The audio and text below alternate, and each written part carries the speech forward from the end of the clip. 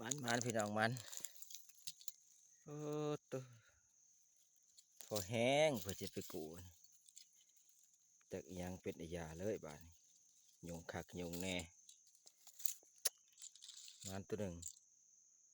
เอาใส่ซองสายมันตัวหนึ่งไก่แม่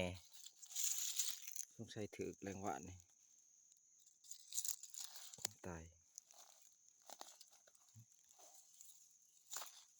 ถือแรงหวานนี่เบิ่งมันพี่น้องตายหากระตายอยู่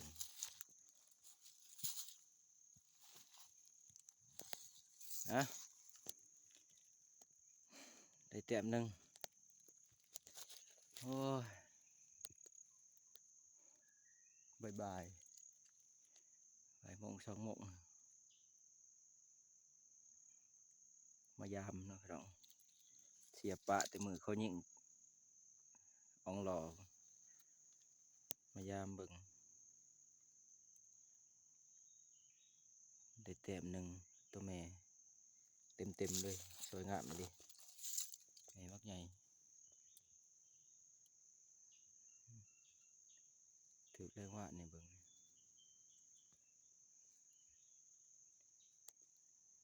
จุดเนาะพยายามขึ้นเอาตัวนี้ปลอดภัยเต็มตัวนี้ใช้เวลาโดนเติบค่อยเบิ่งเอ้ยจุดยอดเอาสับนี้ก่อนพี่น้องเอ้ยดงจีทวนคือเก่าหมังให้เนาะแต่ผมให้แหละกำลังเป็นจะได้กลับแหละน้ำมากี่เนาะยังทันได้กินข้าวสัก